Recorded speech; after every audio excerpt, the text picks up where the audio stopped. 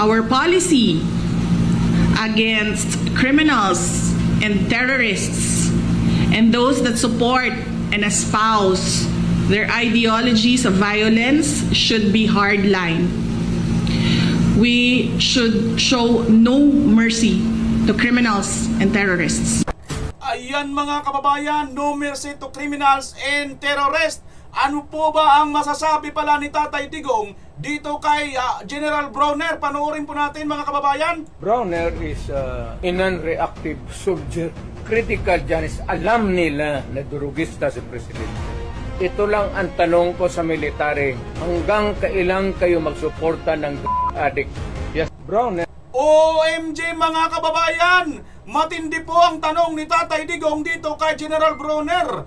Hanggang kailan kayo magsusuporta sa isang adik di umano na presidente? Ayon kay Tatay Digong. At mayroon pa po dito mga kababayan, ito na po pala ang mga naunang babala ni Tatay Digong. At ano po ba ang mangyayari sa ating bansa mga kababayan? Panoorin natin si Tatay Digong. Ang tingin ko ang mas mabigat na problema na dapat malaman ng Pilipino is nag-hemorrhage ang country. OMG mga kababayan, ito pala ang mabigat na problema ng ating bansa. Ang pinakamatindi ay nag-hemorrhage ang ating country. Ang ibig sabihin, nagdurugo, patuloy pong nagdurugo ang sugat ng ating bansa mga kababayan. Bakit? Tinatanong po niya si Bronner, hanggang kailan ka Bronner magsusuporta sa isang adik bangag na presidente, sabi ni Pangulong Duterte. Kung kaya dahil dito mga kababayan, si Pangulong Duterte ay wala pong kaabog-abog, nilabag po nila ang batas, kung kaya't inabdak po nila, kinidnap po nila si Tatay Digong papunta po dyan sa dahig. Kakampi po nitong mga terorista, mga kanggaro, mga MPA mga kababayan, dahil itong mga MPA natakot din po dito kay Vice President Inday Sara Duterte, sapagkat ayon kay Vice President Inday Sara Duterte, ang kanyang matinding policy ay wala pong mercy, walang awa dito po sa mga MPA terorista, mga kriminal, mga salot ng ating bansa mga kababayan. At mapapansin nyo naman andyan po sa Congress, marami po dyan ang mga makakaliwa, ang mga kalaban ng ating gobyerno supposed to be. Pero sa tingin po natin ngayon mga kababayan ay mukhang may matindi pong kampihan ang nagaganap mga kababayan. Kung kaya't siguro dahil dito nakita po nila instead, kaya hindi po tayo magkakaisa na magkakaroon po tayo ng pagbabago sa panahon ngayon hanggat mayroon pong mga MPing terorista na nandyan po sa Kongreso mga kababayan at nakikipagsabwatan. Hindi ko po alam mga kababayan, dahil po sa video kahapon lang, di ba, napanood ninyo, mayroon pong pronouncement itong si Saldimo mga kababayan na hindi pa po, hindi daw po nakikipag kapsabwatan, budol daw po, fake news daw po. Ito daw pong sinasabing nakikipagkaibigan daw ang mga tayo sa mga makakaliwa or mga MPA mga kababayan. Ito pala, nagkukunik-kunikta na po talaga mga kababayan. Kasi tingnan nyo naman, maalala nyo si VP Inday Sara Duterte, ay galit na galit po dito. Ito pong mga kakampi po na mga MPing terorista ng ating bansa. Kabit-kabit, kabit-kabit, dikit-dikit po ang mga revelasyon sa ating video na ito. At babalikan po natin mga kababayan sapagkat ito po pala ang matinding mga pasabog ni Tatay Digong, kung kaya't pilit pong pinapatahimik nito pong kanyang mga kritiko. At ito na nga po mga kababayan, supposed to be si BP Inday, kakampi po ni Marcos Jr., ngunit binaliwala na po yun mga kababayan sapagkat sa gabal po si BP Inday sa kanila pong hangarin pong pagsamantalahan ang bayan. Mga kababayan, bago po natin pag-usapan ito, mayroon po tayong kababayang OFW. Nakita na po, natagpuan na itong si Saldico kung saan po talaga nagtatago mga kababayan. Saan po dinala ang pera, ang bilyon-bilyon, trilyon-trilyon na pera, nagpapasasa ang animal mga kababayan. Yan po ang ating pag-uusapan ngayon. Ngunit sa ngayon pa lang nakabisita sa aking channel, nakikisuyo po ako. Paki-subscribe, paki-pindot po ang notification bell all para lagi kayong updated sa lahat ng aking mga upload. Kung inyong mamarapatin, paki-like at paki-share na rin. Maraming salamat, malaking tulong na po yan sa amin ng mga content creator. Salamat talaga kabayan sa walang sawang pong pagsuporta. Hayaan nyo po, susuklian po natin yan ng another day. another POV. Ay, sikat na sikat kasi yan mga kababayan, yung tagline niya na yan. Another day. Another bayad ng day. Hindi. Wala pa akong binabanggit ha. Huwag pong pikon ha. Kasi, di ba, nakakapagtaka naman, di ba? May ganda-ganda ka pa ng diction dyan eh. Another day. Another bayad day. Another baliktad day. Di ba? Mga ganun lang pala ito mga kababayan. Ang babala ni Tatay Digong, pag-uusapan po natin yan. Ito na po mga kababayan. Ito pong si Saldico. Nasaan nga ba ito? At bakit nga ba, no? Patuloy pong isang pagka-inutil ng ating pamahalaan pagka hindi po ito si Saldico makuha at mapunta dito sa ating bansa. Sino-sino mga kongresista ang hindi papayag na hindi po mapanagot at hindi mapauwi dito si Saldico, mga kababayan. Panoorin natin po si Tatay Digong at ang kanyang matinding reaksyon, matinding babala sa ating mga Pilipino, matindi po niyang mga paalala. Ang tingin ko ang mas mabigat na problema na dapat malaman ng Pilipino is nag-hemorrhage ang country. Pati yung PhilHealth nga na hindi sa gobyerno, contribution natin yan kasi kung magpa-hospital ka, yung may pambayad ka, depende sa category yung rates mo. Kung ibang iyo, dividido ba talaga na full o paglabas mo, wala ka ng bayaran. Yun ang yung 16 billion na nilipat nila. That is the most dangerous at dapat government malverse the money of the people. Grabe mga kababayan, no? Pakitagalog nyo nga yan, translate nyo nga, sabi ni Tatay Digong, government malverse the money of the people. O, ano ba Tagalog nun mga kababayan? Google nyo na lang. Ginamit mo yung pera ng even Congress cannot do that. Trust fund yun eh. Galing inyo yun, pati akin. Contribution yun natin para pag nagkasakit ka ng cancer, uterus, may pang-opera ka.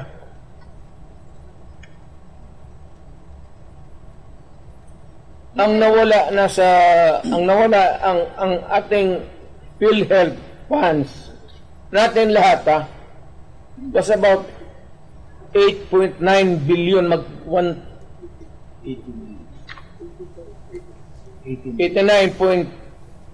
89 billion.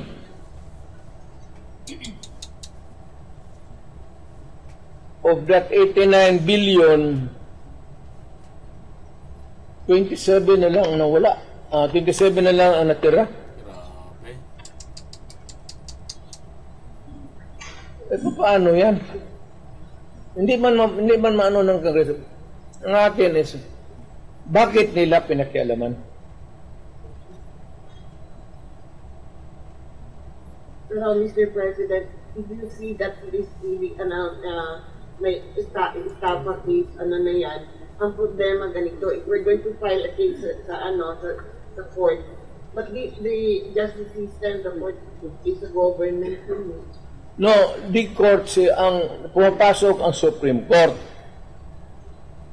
Kana hihintuan nga na sila eh. Huwag mong pakialaman yan, kaya hindi yan inyo. Ako, fiscal ako, ang alam mo, minalverse nila yung pera eh. Ang naiwan kasi 29 billion lang. Out of the 89, 29 na lang. Saan ang pera namin? Ano, ibalik mo, wala ang pera. Maghiram nga ng pera eh. Ang gobyerno na ito, walang project. Wala kang nakikita ng project. Maintenance na lang. Kasi ayuda, AKAP, ayuda. Ito mga kababayan, kita nyo, nagkakatotoo lahat ang mga sinabi ni Tatay Digong noon. Walang project, wala naman talagang project na nagawa. Kasi ang mga project po niya, mga multo. Di ba? Ang dami po, sinabi nga, di ba? 400 mahigit, ghost projects. Tupad. Yun, naubos doon. Naubos ni Romualdez sa... Kasi Romualdez, congressman lang, pero left and right ang pamigay niya. Oh, may tag 5 mil kayo ngayon. Kita ko sa TV ko eh. Pera na. Sus Mario Joseph Ginoo Romualdez. Naawa ka naman sana sa amin. Ang tingin ko ang mas mabigat na problema na dapat malaman ng Pilipino is nag-hemorrhage ang country. Grabe mga kababayan, ano? Yan po pala ang mga mabibigat na problema ng ating bansa. Ano pa po, Tatay Digong?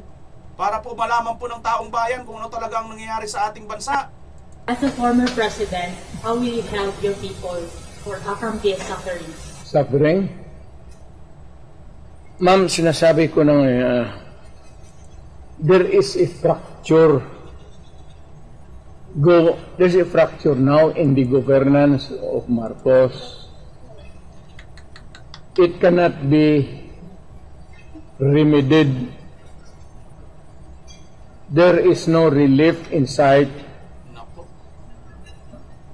It is only the military who can correct it. How? I do not know. How is Sila man yung protector ng konstitusyon. So, bahala sila. what if the military will not do something, sir? Di palakpakin. Let us applaud the military. We applaud the military for doing nothing. Do you think, Mayor, Grabe mga kababayan, kita nyo na, no? Nagkakatugma-tugma talaga itong mga nangyayari ngayon sa ating bansa. Dahil kita nyo naman, di ba, mga military, wala po silang nagagawa ngayon. Tapos wala na nga silang nagagawa, mga kababayan.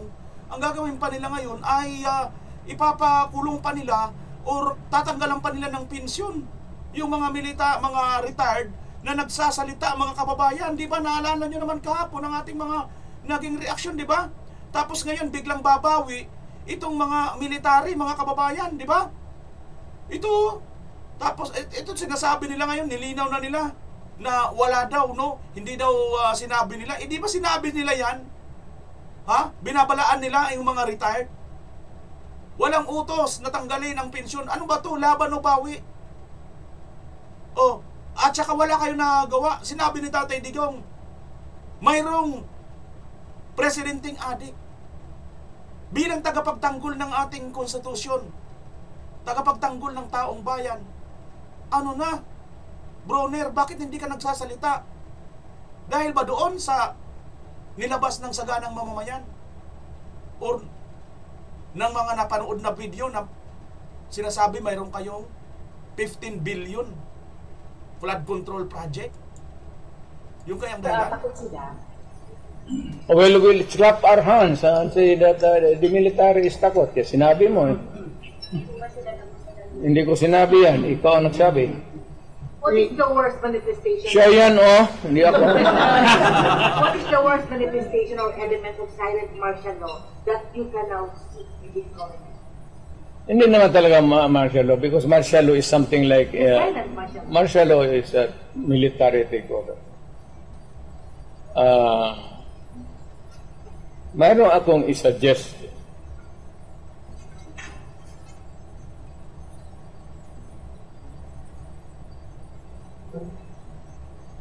Itong fracture na ito, mabigat to. Yan, suggest ng Tatay Digong, mabigat na pala ito. Because ang nasa taas sa Congress, tambalos-los, pati ang presidente, they're now trying to be in cahoots. They would attempt to change the Constitution. Nako. Diyan na ang magulo talaga dyan. And to make Martin from Speaker mag-transition to si Martin mag-transition to Speaker to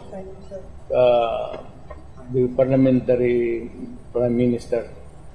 And there is the ceremonial president na lang si Marcos.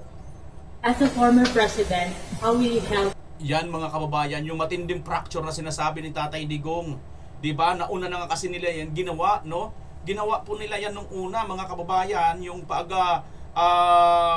yung PI ni Tamba na yun nga yung kauna-unahan napigilan ni Tatay Digong. At nandun nga tayo nung nasa Davao, yung kauna-unahang hakbang ng maisog para pigilan yung PI ni Tambaluslos, mga kababayan. Yun po yung una nilang attempt. At yun nga sinasabi ni Tatay Digong, malaki po ang fracture. No, kung ikaw isang doktor, pag may makita kang grabing fracture ng isang tao na iyong gagamutin, ano ang inyong maiisip, mga kababayan? Na solusyon? Pwedeng opera, di ba? So mayroon kang tatanggalin, mga kababayan, ano ho? No? Ito pa bilang doktor, ako hindi naman po ako tayo doktor, pero in the analysis lang na pagka mayroon kang pasyente na mayroon pong malaking fracture, it's either palitan, tanggalin, or it's either talaga, mga kababayan, kalusin, ano, di ba? Hiwain, di ba? Operahan. Hindi ko alam, mga kababayan, kung ano, simintuhin, kung ano man ang mga dapat simintuhin. Basta, ito yung sinasabi ni Tatay Digong, pero hindi po pwedeng manatiling ganyan. Di ba? Habang nananatili yan, ipatuloy yan, lalaki ang fracture. Tama ba ako, mga doktor, kung sakasali may nanonood ba sa atin dito? Paki-comment nyo po, mga kababayan, sa mga nakakaalam about dito sa fracture na sinasabi ni Tatay Digong.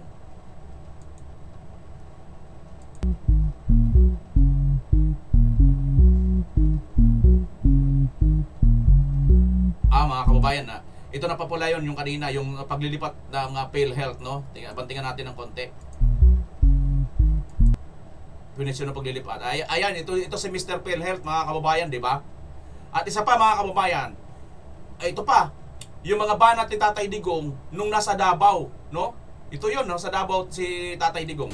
Tingnan lang nato si Marcos. Mr. President, be happy and finish your term for 6 years.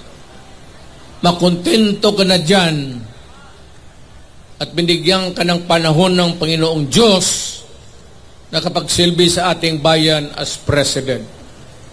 Despite or in spite of the fact ng history ninyo, pagbaba ng tatay mo, hindi maganda. And yet, ang Pilipino, binigyan kayo ng pagkaiintindi o gipasaylo. Mura na ako, kontento ka na lang, happy ka na. Ayaw na ng ambisyon na ng maguba ka lang, kitang amigo, magkontrata na paglakaw sa kampanya magkadugay, magkangilad ng akong baba. Kay ako ra ba, mahilig ko, mamalikas ba? Basig igo sa tuyoon man ako dili, maguba lang ang pagka-amigo na to. And you will just destroy the country. Kay naay mo, pag-ingon pa lang ni mo constitutional change, automatic na naada yun ng divider. Katong ni angay nga mo kampini mo katong dili. So likayin na lang na buhaw na lang ang atong bayan, higugmaan na lang ang atong bayan, higugmaan ang Pilipino, hunaan na mo na nga kitang tanan usarata ka nasod. Ayaw na pagsud ana. Mura na akong mensahe niya. As a response to the Honorable Chanco, we will look into the records and... Ayan nga po, mga kababayan, ano? Ito pong mga pronouncement ni Tatay Digong noon, talaga naman ay tumatak po sa ating mga pandinig, mga kababayan. At naku mga kababayan, no? Ito pong mga huling mga sinabi ni Tatay Digong, talagang hindi po natin makakalimutan ito. Lalo ngayon na si Tatay Digong ay mukhang ginigipit talaga dyan sa ICC. At hindi lang po siya basta ginigipit, pati pa po itong mga tao na supposed to be nagsusuporta kay Tatay Digong, kanya-kanya na pong bumaliktad. Pero alam nyo, mga kababayan, alam na po niya ni Tatay Digong, kahit pa po alam na po ni Tatay Digong na mangyayari ito sa kanya, dahil po sa pagmamahal niya sa bayan, ay nagpasakop po siya sa batas, mga kababayan. Gayun pa man, yung iba ayaw pong magpasakot sa batas. Nakakalungkot isipin na yung isang tao na nagpasakop sa batas ay siya naman ngayon pinagkakaitan ng batas, mga kababayan. Panoorin natin ang huling video ni Tatay Digong. Ito na po ang huling video ni Tatay Digong na habang nasa laya pa siya. Ang balita ko, may warrant daw ako pag... Hindi, totoo. Yung sa ICC or something. Matagal na akong hinahabol.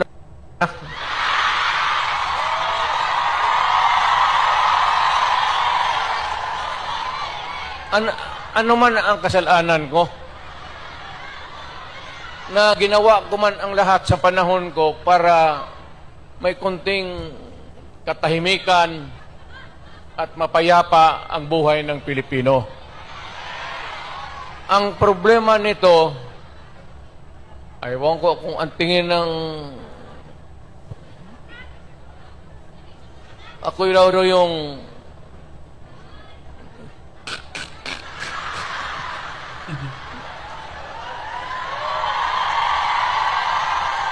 o ganito na lang. Ito ganito na lang. O sa ito. Assuming na totoo. Totoo talaga yung naririnig ninyo. Bakit ko ginawa yan? Para sa sarili ko? Para sa pamilya ko? Para sa inyo at ang inyong mga anak sa ating bayan. Kaya ako man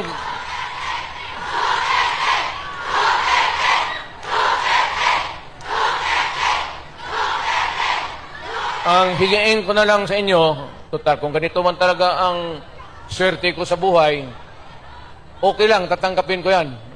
Wala tayong magawa eh. Hulihin tayo, kung ikulong tayo. Kaya lang, meantime, mag-contribute kayo, baski $5, $10, para paglabas ko sa presuhan, paggawa din niyo akong monumento katabi ni Rizal. Si Rizal may hawak na libro eh. Akin.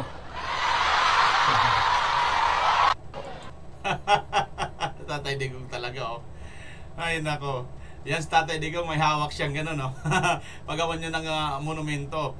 Pero alam nyo, mga kababayan, masasabi lang po natin na parang minsan nakakatuwa lang, pero sa totoo lang, despite na alam na po ni Tatay Digong, andyan po yung ICC. Di ba sinasabi nila, ito daw po si Tatay Digong ay malapit na malapit sa mga Chinese, sa China, di ba? Saan si Tatay Digong yan, yung panahon na yan, bago siya umuwi ng Pilipinas, na doon nga inaresto siya. Kasi nakuhanan po natin yan eh. Diyan po yung video natin, kulang-kulang 1 million views na po yan eh. Sa YouTube, na-cover po natin si Tatay Digong hanggang doon sa gabi, no, sa Villamor, nung kung kailan nilipad na nga po siya papuntang Dahig. Ayan, mga kababayan, alam na niya na yan, di ba? Nasa Hong Kong siya. Kung alam, kung talagang itong yung sinasabi nila ito sa Tatay Digong ay takot at ayaw harapin yung kanyang ang kanyang yung kanyang sinasabing binibintang sa kanya, no? Kung natatakot siya, mabilis na lang ni Tatay Digong mga kababayan, di ba? Mabilis na lang niyang pupunta ng China. Tama hindi? Kasi tayo, nakapunta na tayo ng Hong Kong, nakapunta tayo ng Macau. Bus lang. Papakita mo lang yung passport mo. Pwede ka nang pupunta. Macau, China na yun eh. Nandun ka na sa China. Ngayon, wala na silang, kasi kung tutusin diba si Tatay Digong, madikit na madikit, sabi nga nila, at kita naman na madikit sa China. Kung mayroon talaga si Tatay planong tumakas at ayaw niyang harapin ang mga akusasyon sa kanya, hindi siya laklaki, maging tuso lang siya, di ba? Bahala kayo sa buhay ninyo dyan. Pwedeng gawin, di ba? Pero hindi eh. Dahil nga sa iniisip ni Tatay Digong, ang kapakanan pa rin natin. Sabi nga niya, total, matanda na ako eh. Di ba? Ayaw niya talaga ng gulo. Yung karugtong po ng mga interview niya dito, mga kababayan, sa ito, marami pa po mga revelasyon ginawa niya rito, mga kababayan. Pero mayroon pa po siyang sinabi diyan na ayaw niya talaga ng gulo, ayaw niya ng martial law, kasi military takeover yan. Ayaw niyo po, mga kababayan. Kasi nga po iniisip pa rin niya yung ating kapakanan, tayo mga Pilipino. Ayaw niya pong mapahamak ang isa man sa atin. Di ba? Ganun po tayo pinagmalasakit ni Tatay Digong. Ngayon, ganyan naman po sila, galit na galit. Ano po bang pinagmalasakit at ano po pinaglaban ni Tatay Digong? Illegal, sindikatong droga. Ha? At itong korupsyon, itong pagnanakaw nitong Marcos administration.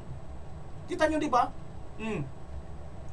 Kung hindi totoo si Tatay Digong, bakit sinauli nila yung PhilHealth na 60 billion? Kulang pa nga, di ba? Dahil 89 billion yan eh. Tama hindi? 60 billion lang ang ninakaw nila. Kinikbakan pa talaga mga kababayan. Tapos, marali pa nila para bang may utang na loob pa tayo kay Marcos dahil sinauli. Gago. Napakagago talaga mag-isip ng mga Pilipinong iba, no? Sa bagay, no wonder kasi nga, pagbangag ka talaga, gumagamit ka ng illegal na droga, iba na talagang utak mo. Hindi na talaga matino. O sige nga, idinider ko kayo. Kung ikaw ay gumagamit, hindi ka na talaga matino mag-isip. Unless kung hindi ka gumagamit, at talagang panatiko ka lang, hindi na, ibang usapan na yun, di ba? Pero dito makikita, marami sa mga sinasabi ni Tatay Digong, totoo, nangyayari ngayon. Tingnan nyo itong mga military, walang kibo, di ba? Sinabi niya na. Ha? Bangag, adik, mayroon kayong adik na presidente. Nasa sa inyo na yan, kung magpatuloy kayo maglilingkod, o anong nangyayari ngayon, mga kababayan? Di ba? O, kayo na talaga mumusga. Ganyan po mangyayari. O, ito naman si BP Inday. Kaya pala siya, pinag-initan din mga kababayan dahil ito rin pala kanyang mga pronouncement. Our policy against criminals and terrorists and those that support and espouse their ideologies of violence should be hardline. We should show no mercy to criminals and terrorists. Yan mga kababayan, no mercy to criminal and terrorist. Ito pong si Vice President Sara Duterte, mga kababayan. Kaya naman, ayan, napag-initan, di ba? Silang mag-ama. Yan po yung kanyang policy noon, ano pa lang niya. Bago pa lang pong presidente. Napakaganda sana. Bakit ka magkakaroon ng awa sa mga kriminal? Kriminal nga yan eh. Maawa ka sa mga biktima ng kriminal. Eh, ang nangyayari ngayon, mga kababayan, kita nyo naman. Si Saldico na krimen po ang kanyang ginagawa eh. Marami po mga namatay dahil po dito sa kanilang mga ghost projects. Inyit ayaw pa po niyang sagutin. Inyit ayaw pa po niyang umuwi. Ha? Ayaw niya magsalita. Inyit itong gobyerno natin, it seems like, lalo nitong DFA, mukhang tinutulungan pa, inaabugaduhan pa itong si Saldico dahil ayaw nilang ikansela yung passport. Talaga naman mga kababayan, ano? So, ito, makikita natin kung saan po nagmumula ang lahat dahil po pala dito. At ngayon mga kababayan, mayroon naman pong isang abogada, di ko alam kung ano talaga.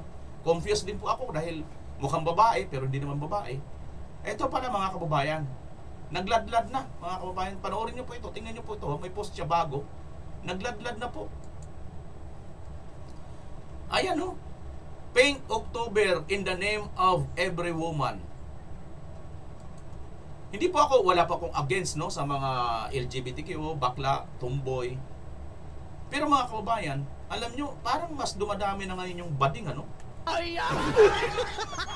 Bading, di ba? Ewan ko, sa totoo lang, yung isang bading na kabayo, di ba? Oh, nadagdag na naman. Hindi ko alam ha, kung ito ay babae o lalaki talaga, hindi ko alam. Pero tingnan nyo, nagladlad na po siya mga kababayan. Pink lawan pala ito. At hindi lang ito basta pink lawan mga kababayan. Kasi may mga picture ito, nakasama talaga at ina-idolo niya itong si Imelda Marcos, yung nanay ni BBM. So, pink at saka loyalista, naku mga kababayan. Kaya ingat po tayo sa atin pong mga pinapalo, mga sinusuportahan ng mga influencer, mga vlogger. Hindi po porkit parang ang galing-galing magsalita, ang galing-galing mag-English, eh, totoo na, hindi na doble kara. At hindi na nag-aano lang pala, naghahabol lang pala ng followers. Kita nyo mga kababayan, oh. Dati wala namang ganyang kulay yan eh. Wala namang pink-pink na yan eh. Duterte yan at ilang beses po eh. Tinaas pa ni Tatay Digong kanyang kamay, nagpahingi pa ng suporta. By the way, dun sa mga comment section kahapon nagtatanong kung nanalo ba ito bilang kongresista dyan sa Cebu. Hindi po nanalo ito, nung talo po ito. Buti na lang natalo po ito mga kababayan. Kasi kung nanalo pala ito, naku po, malaki-malaki ang pagkakagamit niya kay Tatay Digong para makuha niya ang suporta ng mga DDS. Pagkatapos, ito naman po pala ang mangyayari. Siguro, kaya ito hindi nanalo, hindi rin naniwala yung mga ibang mga solid DDS or Duterte supporters dyan sa kanyang distrito. Kasi kilala ito malamang mga kababayan. Kita siguro ito nung araw na talagang ano to, dilawan, pink, ayun no, pinklawan pala ito mga kababayan, and loyalista pala ito. So siguro, natunugan na ito ng mga Cebuano, lalo na nga sa pangunguna ni kaibigan nating si Ibi Hugalbot ng taga Cebu. At kapansin-pansin mga kababayan, tingnan nyo, ang kanya pong followers, tingnan nyo po kung magbabasa po tayo dito sa kanyang latest post mga kababayan, ang kanya pong followers ay 1.6 million na po dito sa Facebook. Pero ngayon, no, naging 1.4 na lang po mga kababayan. So, marami pa po siguro ang dadagdag dito na mag-unfollow. Kayo mga kababayan, magpapalo pa ba kayo? O itong ano ko, unfollow ko na rin ito mga kababayan.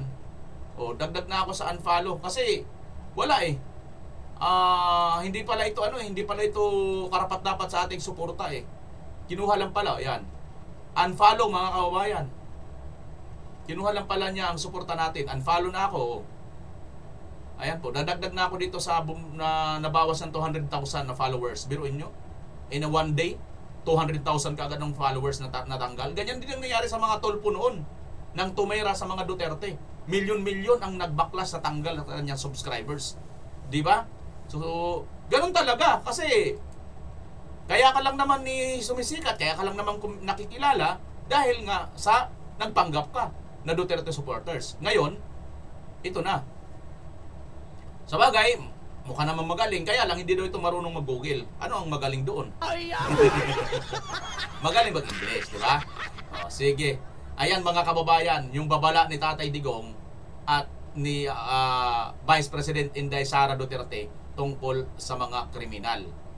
At ngayon mga kababayan, eto na.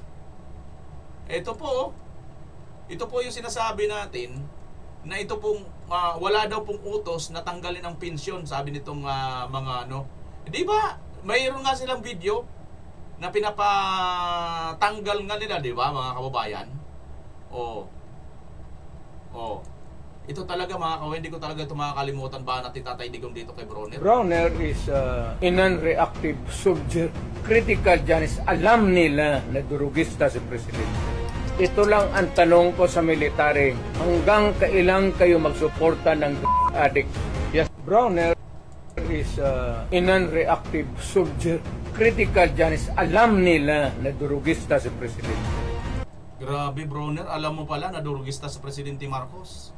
Bakit hindi ka umaksyon? Tagapagtanggol ka ba talaga ng taong bayan? O kanino ka ba talaga tagapagtanggol? Ito lang ang tanong ko sa military, hanggang kailan kayo magsuporta ng addict? Yes. Hanggang kailan kayo magsuporta ng drug addict na Presidente? Yan ang tanong ni Pangulong Duterte sa iyo, Bronner. Hanggang kailan?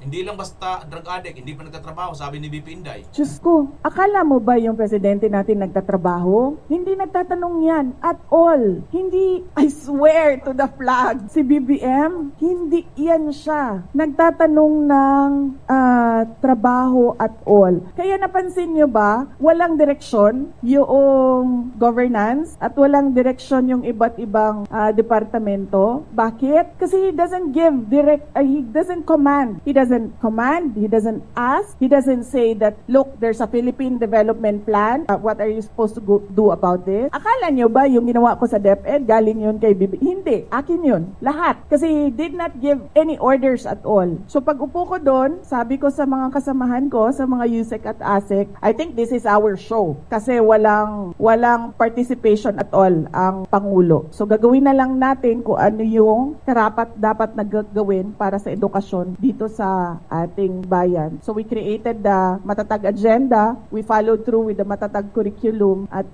unfortunately hindi kami natapos kasi yun nga, nag-decide ako na I don't deserve the attack that were thrown at me by the administration. Kasi ako na nga lang siguro yung kaisa-isa dong nagde-deliver para sa cabinet ni BBM. Tapos gadun pa yung gagawin nila sa akin. O di, nung nawala ako, di wala na. Wala na siyang accomplishment at all.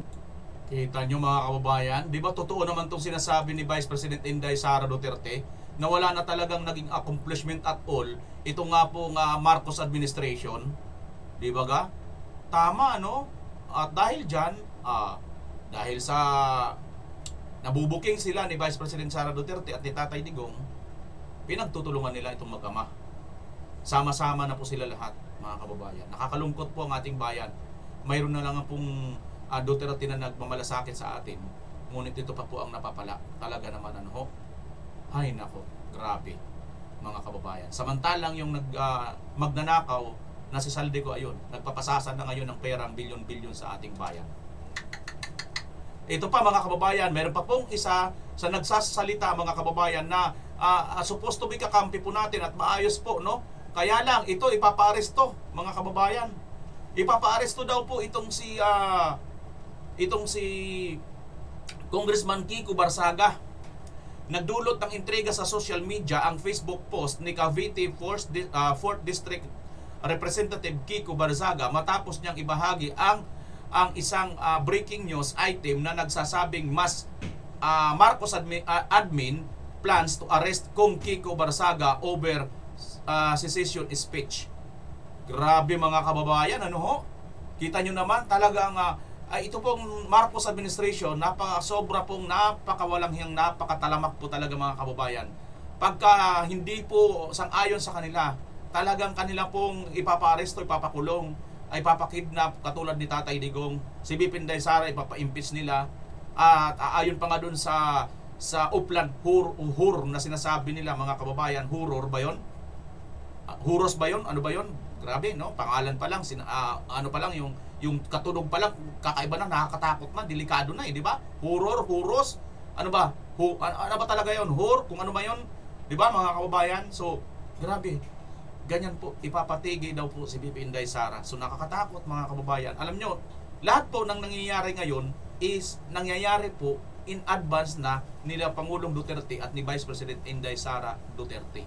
Ito naman ngayon, may mga pamangililan na kumakampi na yung iba pa nga nagbabaliktaran pa, no? Naglalantad pa ng ibang kulay, yung pala talaga original kulay, pengklawan pala talaga. At loyalistang tanga pala, mga kababayan. Ay nako. Ay nako. Ayoko na nga ano. Ito mga kababayan, si Kiko Barsaga, nagdulot ng intriga at pagkabahala sa social media ang Facebook post ni Cavite 4th District Representative Kiko Barsaga matapos niyang ibahagi ang isang breaking news item na nagsasabing Marcos admin plans to arrest Kong Kiko Barsaga over secession speech. Plano umanong iparesto ng administrasyong Marcos si Congressman Kiko Barsaga dahil sa kanyang talumpati tungkol sa Mindanao secession. Matatanda ang kamakailan ay naging laman ng social media ang speech ni Barsaga kung saan ipinahayag niya ang kanyang suporta sa panawagang Mindanao secession. Kasabay ng pagtuligsa sa mga NCR elites na anyay sumisipsip sa pondo ng bayan. Binigyan din ni Barsaga na makatuwiran ang panawagan ng mga taga Mindanao para sa kalayaan dahil sila umano'y matagal nang binabaliwala at pinagsasamantalahan ng sentral na pamahalaan. Panahon na para pakinggan natin ang panawagan ng Mindanao para sa secession. It's now time for us to heed Mindanao's calls for secession. Sa ngayon, wala pang kumpirmasyon mula sa Malacanang o Department of Justice kaugnay ng umano'y planong pag-aresto. Gayunman, naninindigan si Barsaga na handa siyang harapin ang anumang banta sa kanyang kalayaan, alang-alang sa katotohanan at hustisya. #Congressman Miao, mga kababayan. Ayan, grabe ano itong mga banat ni Congressman Miao, mga kababayan, ano? Napakarami na po ang mga nagawa nitong Barsaga na ito sa pamamagitan ng kanyang mga talumpati, pagsasalita, matapang na pagsasalita, mga kababayan. Ito po ay mga naggos, no, na itong si Saldimo ay mag-resign pagka-congressman at si Martin Romualdez mag-resign sa pagka-speaker. Napakalaki na po nitong nagawa niya, mga kababayan. At ito rin si Lacson, no, nag-resign din sa pagka-Blue Ribbon Chairman. Grabe kung mayroon pa po itong si Barsaga katulad niya na iba't ibang mga congressman na magsasalita din, ano ho. Pero nakakapagtaka, ano, mga kababayan, magaling din to talagang si Barsaga. Dahil kung tutusin, no, marami ng mga banta sa kanya, pero yung mga nagbanta sa kanya, sila yung parang na-dissolve, no? Actually, sa bagay, hindi pa naman masyado totally itong si Martin. Kasi nga, congressman pa naman siya. Hindi katulad ni Zaldimo na congressman, hindi na congressman kasi napilitan mag-resign. At ito naman si Lacson, Blue Ribbon Chairman lang din naman, hindi naman nag-resign pagka-senador. So maliwanag, mga kababayan, na kahit ganun pa man, ay malaking bagay po ito. Nagkaka-gain po ito ng traction na hindi po basta-basta ang pagsasalita nito. Kasi pagka binanatan mo ito si Kiko Barsaga, tiyak na tiyak, may balik talaga sa'yo, no? Napakahusay ng teknik nito. Matindi, no? Sa bagay, bata pa, mabilis pa yung reaction, mabilis pa kaagad na makapag-research, no? Kasi, nako, mga kababayan, kung sino man po, ito sa nakikita ko lang, kung sino man po ang babakbak sa kanya, kumo nga po, alam nitong Barsaga na ito, na lahat halos ng mga politiko ay mayroon po talagang tinatagong lihim at baho, no? Ay alam niya kung kailan niya ito pasisingawin ang umaalingasaw na tae at baho po nitong mga tambalos-los na mga politiko. Pasintabi po, mga kababayan, sa mga kumakain, no? Lalo na sa mga nanananghalian o nag-merienda. Di ba, mga kababayan? So anong masasabi ninyo dito? It seems like parang iniiko lang ni Barsaga yung sinasabi, hinaing ng mga taga Mindanao tungkol nga po rito sa gusto nilang humiwalay sapagkat pinagsasamantalahan lang sila ng Imperial Manila, no? Sa kanila naman lang lahat, karamihan naman po ng mga produkto, karamihan naman po ng mga pakinabang ay nanggagaling sa kanila, ngunit maliit ang bumabalik papunta sa kanilang lugar. So ano po bang inyong masasabi rito? Sang-ayon po ba kayo na humiwalay ang Mindanao sa Imperial Manila, mga kababayan? Paki-comment nyo po dyan sa baba at ilagay nyo na rin po kung ano ang reason ninyo kung bakit kayo sang-ayon at bakit kayo hindi sang-ayon. At sang-ayon din ba kayo na ipa-aresto itong si Congressman Miao Barsaga, mga kababayan, dahil lang po sa kanya itong mga pananalita, no? Kung sang-ayon po kayo, ilagay nyo rin po dyan. Kung hindi naman, ilagay nyo rin po kung ano ang reason ninyo kung bakit hindi kayo sang-ayon, mga kababayan, na arestuhin po ito si Congressman Miao Barsaga. At ngayon, mga kababayan, ito pong hinahanap natin na congressman na tila bagang pinagtatakpan pa po nito pong mga taga-DFA. Ayon po dito, sa atin pong isang congressman din na talagang matapang din po naman, mga kababayan, at isa rin pong matatag at isa rin pong mayroon pong mga hawak na mga ebidensya patungkol po dito sa nangyayari sa ating bansa. Si Congressman Saldimo noon ay bakit hindi pa po mapabalik-balik dito sa Pilipinas, mga kababayan? Ano po ba ang reaksyon dito sa interview ni Congressman Toby Chanco? At mamaya pagkatapos ni Congressman Toby Chanco, mga kababayan, natagpuan na kung saan talaga nagtatago itong si Saldimo. Panoorin natin to, mga kababayan, na interview. Congressman Toby Chanco, magandang hapon. Si Henry Uri po. Yes, Henry. Magandang hapon po. Gaano kayo ka-frustrated dito ho sa sinabing ito ho ng Department of Foreign Affairs na kailangan pa ng court order Hindi po, babasahin ko lang yung Passport Act. Nakatulad doon sa Republic Act 11983, Section 4, isa sa mga basihan para mag-cancel ng passport is kung threat po sa national security. So, ang lang, isa sa tingin nila, ito ay threat sa national security o hindi, no? Ako, itong pananaw ko, ang pagsisi laging nasa huli, di ba? So, sa laki ng mga rally, nakita naman natin na pwedeng may sumantala, di ba? Magsamantala kasi doon sa rally noong September 21, nagkaroon na abogado ni Saldi ko, kaya-kaya naman yung kumuha ng abogado, di yun na mag-question ng pagkansela, di ba po? Ano ang nabubuong konklusyon sa inyong isipan? Bakit nga tila sila pa ang nag-aabogado sa dating mga babatas? Yun ang dapat na ipaliwanag, di ba? Bakit ganon? Bakit ayaw nilang i-exercise yung power nila until the Passport Act? Aha. Di ba po? Yun bang binabanggit ninyo na pag threat to national security na ang isang tao, kinakailangan sa lalong madaling panahon ay makansila ng kanyang passport? Talaga pong kwan yan, non-negotiable yan? Opo, dahil tingnan natin, baka naman itong pagkakataon na ito ay ginagamit lang ni Saldico para makakuha ng pasaporte sa ibang bansa na walang extradition, di ba? Okay, matumpik-tumpik tayo. O later on, inintay nila yung court order. Paglabas ng court order, nakakuha na siya ng pasaporte sa bansa na walang extradition. Sino disisihin natin? O sino mananagot doon? Okay. Yan mga kababayan, tumpak na naman ang sinasabi dito ni Congressman Toby Chanco. Sino mananagot nun? E di sino pa? E di itong DFA, ang problema sa DFA, wala rin naman silang sasabihin, hindi kami mananagot dyan. Ginawa lang namin ang aming trabaho. Ngayon nga, trabaho nyo, dapat yan kansilahin nyo na. Bakit ba pagka-ordinaryong Pilipino, pagka-ordinaryong OFW, napakahigpit ninyo? Lintik kayo dyan sa... Naku, isip kayo. Wala kayong silbi, mga inutil. Talaga magsipaglayas na rin kayo dyan. Bilyon-bilyon na nga itong perang tinakbo nitong taong ito eh. Ultimo na nga anak niya mismo nagsasabi, harapin mo na, bakit hindi mo harapin? Di ba mga kababayan, ultimo ang anak namin ni Saldi mo ang nagsasabi dyan. Kapala na lang talaga ng mukha itong administration ngayon mga kababayan. Kahit alam na nila, wala talagang dinidisregard ng nila. Wala talaga, bingi na lang talaga sila.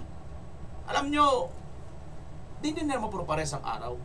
Tandaan ninyo, mananagot kayo pagdating ng araw. Hindi naman puro parehas eh. Akala ninyo katulad ng Marcos Sr. Maaari pwede ninyong makatem, pero alam ko sa totoo lang, sa panahon ngayon, hindi na uubra yan kasi ano na tayo eh. Computer na ang age ngayon. Ay nako. Dati kasi, mga ano lang eh, isang media lang, yun lang ang pinapaniwalaan. Ngayon wala na, kanya-kanyang cellphone na ngayon. Unless kung kunin nyo lahat ang cellphone ng tao. Lalo ng mga Pilipino. I doubt.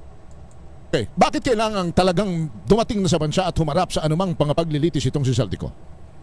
Eh, lahat naman po ng involved, halos lahat na imbitahan na ng Senado, na-imbitahan ng House of Representatives, o na-imbitahan ng ICI. Diba? Siya ang sinasabi na nagpasok ng mga insertions, siya makakapagpaliwanag. Siya hindi nagpapaliwanag, saka hindi na totoo yung sinasabi niya. Sabi niya, nung una na willing siyang humarap. Doon po sa sabina ng ICI, wala naman tayong marinig kung ano sagot niya, hindi na lang siya sumipot, di ba? Okay. Kanya lang, Congressman Toby, ano rin ang inyong pakiramdam nung sabihin naman mismo ng ICI na hanggang ngayon, wala ni isa pang opisyal ng gobyernong nakikita sila nakasangkot sa anomalya ng flood control anomaly? Kanina po galing po ako doon eh. So, mga tinanong sila mga impormasyon, baka naghahanap lang sila ng impormasyon para pag final nila yung kaso, hindi lang basta-basta ma-dismiss, di ba? Kasi criminal case po yan, dapat yan beyond reasonable doubt. Airtight. So, yes. Kasi ayaw naman natin masayang later on na mag-file ng kaso, tapos madi-dismiss lang, di ba po? Okay. So siguro sinisigurado na po niya. Pero sa tingin ninyo, yung inyong mga sinabi, yung inyong mga dinisclose, yung inyong mga binahaging impormasyon, maaari kaya na magbago na ang assessment dito ng ICI at sabihin, okay, meron na kaming nakikitang kakasuhan? Hindi, ang tingin ko, madami naman kaming iniimbitahan. So pag pinagsama-sama yon, di ba? Hindi sila makakabuo mga kaso. Pero sa tingin ko, hindi naman sapat yung testimonya o yung impormasyon galing sa isang tao lang. Kanya lang ho, nababagalan ng tao. Ang tagal na rin umiinog ng investigasyon. Pero hanggang ngayon, wala pa naman ho talaga tayong nakikitang linaw kung sino ang mananagot dito. Kaya nga di ba? Ang low-hanging fruit doon is yung pasagutin lang kung sino yung naglagay ng mga insertion. Kasi kasama yun eh. Hindi lang naman ang nagbibigay ng galit sa tao ay hindi lang naman yung walang nakakasuhan eh. Ang tingin ko dyan, dagdag doon, yung frustration ng tulad ko na yung mismong dapat magpaliwanag kung bakit ang mga distrito na hindi naman humingi ng extra budget tulad ng Oriental at Occidental Mindoro na kung saan may substandard at may ghost projects ay binigyan pa rin ng pondo. Di ba po? So ang isang tao na makakasagot doon ay si Saldico. At saka doon, di ba sinabi ni Governor Bones Lord, ang gumawa ng mga proyektong yon ay SunWest. So, tapos hindi ina-exert yung buong effort na mapauwi siya. Di ba? Nakakadagdag yon siyempre doon sa frustration ng tao. Ano ang worst case scenario na mangyayari nakikita ninyo pag talagang hindi na pauwi at hindi na kansela ang pasaporte nitong si Saldico? Hindi, ako mismo, no? Ako hindi ko matatanggap yun. Ako, I'm speaking for myself. Personally, hindi ko matatanggap na hindi mapapauwi si Congressman Saldico. Kaya ba mga kababayan, tanggap nyo ba na si Saldico ay magpasasa na lang ng bilyones, trilyones na pera ng bayan? Comment nyo rin yan sa baba mga kababayan kung okay lang sa inyo yan. Kung okay lang sa inyo dyan, baka naman pwede makahingi ng balato. Charot lang. Kasi kung titignan natin, doon sa sinabi ni Mayor Magalong, 20% na pupunta sa Committee on Appropriations. Sino ba chairman nun? Yung sinabi ni Engineer Alcantara, nagbigay siya 20 to 25% kay Saldico. Direct accusation yun, di ba? So, ibig sabihin, yung mga tinutuunan natin ng pansin ngayon na contractor, magkano ba yung kinita, di ba? Sabi doon sa graph 8 to 10%, DPWH magkano? So yung pinakamalaking na natanggap ay si Congressman Saldico, tapos siya pa hindi natin mapagpaliwanag, di ba? When you say hindi nyo matatanggap, ano ang pwedeng gawin ninyo kapag nangyari nga itong hindi na siya umuwi? Ibig sabihin talagang hindi ko maiintindihan kung bakit hindi siya mapauwi. Di ba? Iba't iba na ang papasok sa isip natin pag hindi talaga siya napauwi. Maaari bang magbunga rin ito ng kayo mismo na ay pumunta na sa kalye at sumama na sa mga nagpasasabing umuwi ito at magkaroon ng katarungan ng mga pagnanakaw na ito sa bayan? Pareho naman kami ng pananaw noong mga yun eh. Pareho naman kami ng pananaw na ang pauwiin si Congressman Saldico. Hindi lang ako sumasama doon dahil mahirap dahil politiko ako, di ba? Baka sabihin na mumutik ako sa isang rally na hindi naman ako imbitado, di ba po? Pero kaisang puso at tinig kayo? Definitely 100%. 100%. Okay. Ang namumuong sa ngayon opinion at konklusyon sa isip ng taong bayan kaya ayaw pa uwi nito ay maaaring natatakot yung kanyang mga iba pang proponent. Baka hindi na sadya ito pinauwi ng isang dating speaker Martin Romualdez at mga kaalyado nito hanggang sa palasyo. Kanya ayaw nang umuwi para hindi na makapagsalita. Ganyan din ang iisipin ko pag hindi talaga siya napauwi, no? To be very honest, to be very frank. Ganyan din rin ang maiisip ko pag hindi siya talaga napauwi. Wala nang paligoy-ligoy pa. Yan talaga ang maiisip ko pag hindi siya napauwi. Pag hindi siya napauwi, kayo mismo ang mag-iisip na pinoprotektahan nito si speaker at maaaring pati ang Pangulo pinoprotektahan ito. Hindi. Kung pag hindi siya napauwi, iisipin ko na talagang ayaw siyang pauwi ng dating speaker. Di ba? Yan ang magiging conclusion ko. Kasi yung kay Presidente, alam ko kung gaano siyang kagalit dito eh. Di ba siya nga nagpasimuno nito eh. Siya nga nagsimula itong lahat ng bagay na to. At alam ko personally kung gaano siyang kagalit doon. Alright. Congressman Toby. Dating Speaker Martin, nagpakita na ba siya ng galit niya kay Saldico? Wala pa. Wala pa nga tayong nakikita. Ni anumang... Di ba bakit ba namin tinanggal si Saldico noong January 2025? Di ba? So, galit talaga ang presidente dyan. So, marami nang galit kay Saldico, pero si speaker hindi pa galit kay Saldico. Kailan ba natin siya nakita na galit? Okay. Ako magtatanong sa inyo, kailan ba? Ako wala pa. Hindi ko pa nakikita at hindi ko pa naririnig. Alright. Congressman Toby, hindi nga natin naririnig. yes. Salamat ng marami sa inyo. At sa uulitin, have a good one. Yes, sir. Yes, sir. Thank you.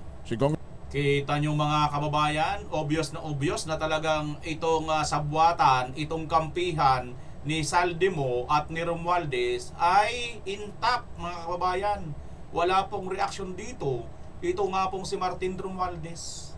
Kita nyo naman, di ba, tatawa-tawa lang doon sa ICI. Sabi niya siguro, ganda ng kanila pag nag-uusapan. Kumbaga, sabi siguro, dahil di ba natin nakikita, ito'y opinion ko lang, ito'y ano ko lang mga kababayan, hula-hula ko lang naman ito. Siguro pagdating yun sa ICI, okay na ba? Okay na ba? May ano na ba natin? Sino talaga ang ating mastermind dito? Ha? Si Saldimo? Wag si Saldimo. Wag si Saldico kasi kaibigan ko yung kawawa naman. Bilyon lang ang natang doon eh. Wala pang trilyon. Nasa akin ang trilyon. Wag yun. Sino? Ano natin? Sabi niya. Duterte, ayan o. Unahin mo muna. Bongo muna, bongo. Bongo tapos. Ibongo mo doon kay Bibi Sara. Oo, diba? Bibi Sara. Kahit wala nang natanggap yan. Walang pakialam sa atin. Hindi, may pakialam yan. Tingnan mo. Si Bongo muna, pagkatapos Bongo, si Duterte. Hindi nakakulong na Duterte. Wala nang hindi na presidente. Hindi! Siya pala may kasalanan yan. Sa flood control na yan. Oo. Lahat ng baha, kanya yan. Sabi yun ng tatay ko na multo. Kausap ko lang kagabi. Diba? Ganun. Ay, ganun ba? Sabi naman ng isa. Ay, oo, ganun nga. Kausap ko lang. Multo ko ng uncle. Oo, tama, sige. Ganun. Yun nga, mga kababayan. Kaya yung dahil sa multo yan eh. Yun ang nag-advise sa akin yung multo, di ba? Ganun yun. Ganun po. Kaya, paano? Di ba? Kaya nga multo yung mga project na nagawa ko kasi advisor ko multo rin eh. Simple. Masyado naman kayong hindi ka agad ninyo na nagigits, mga kababayan. Ito na. Si Saldimo nasaan na ba? Ito pala siya, mga kababayan. Saan ba siya nagtatago? Panoorin po natin ang isa po nating kababayan, kung saan po niya nakita itong si Saldimo. Anong hotel po ba? Anong bansa? Ito po. Salamat dito sa ating kababayan Edgar Mihurada ang kanyang pangalan, ng kanyang channel, mga kababayan. Subscribe po kayo dito, mga kababayan, dahil mukhang isa naman po siya yata Duterte supporter. Sana wag din ito magbabago, mga kababayan. Wag din ito magbabaliktad kasi ang tanungan kasi ngayon, mga kababayan, pag bumaliktad, magkano ba ang tanong, no? Magkano ang dahilan? Yun po nangyari. Pero sana, wish ko lang, mga kababayan, no? Sa mga nagiging supporter po ng Duterte supporters, no?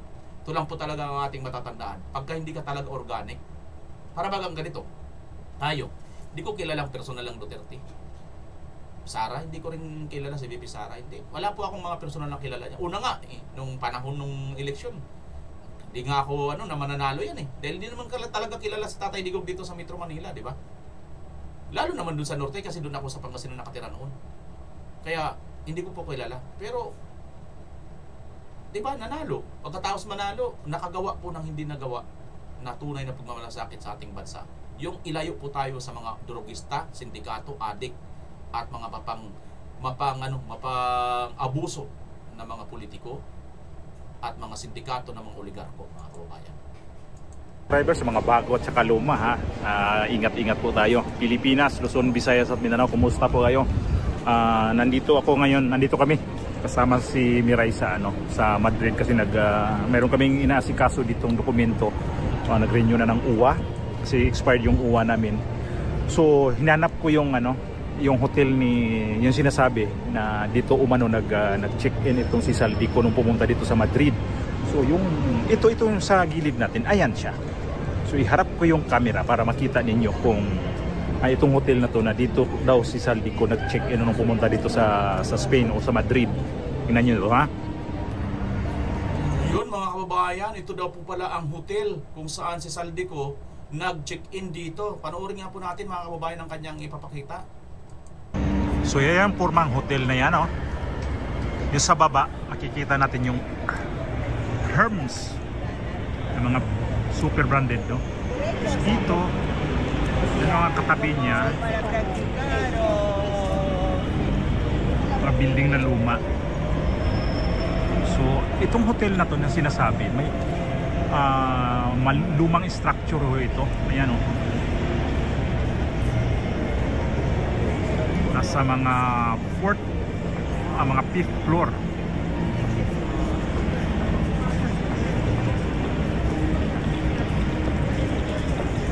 So dito sa tapat, ito yon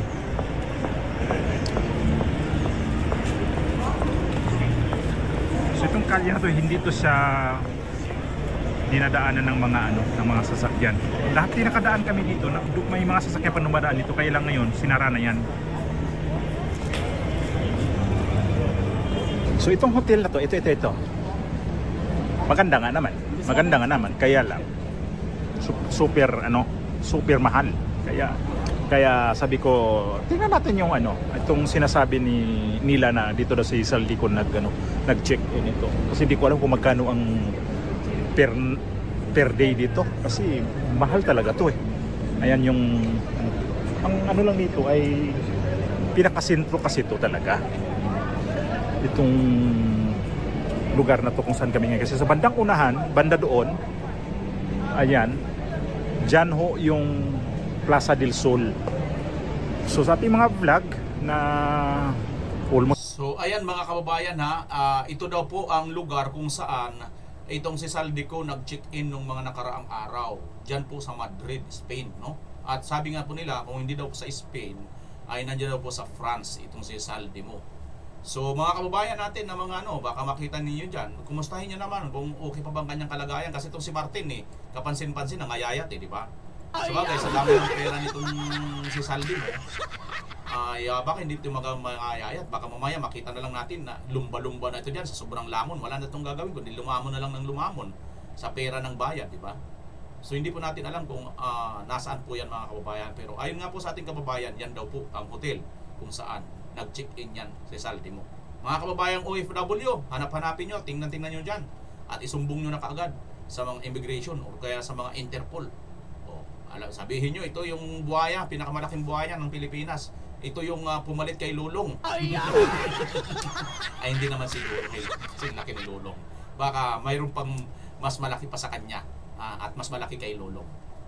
Baka hindi natin alam kung dito sa Pilipinas pa yun mga kababayan. So ayan po mga kababayan ang ating pong reaction video sa araw na ito. Kayo na po ang bahala kung ano po ang inyong opinion, komentaryo sa inyo pong napanood. At paki-comment nyo po dyan sa baba, pati ang lugar kung taga saan kayo. Pag-uusapan po natin yan. Maraming salamat. Siyempre, as always, Pilipinas. Bye-bye!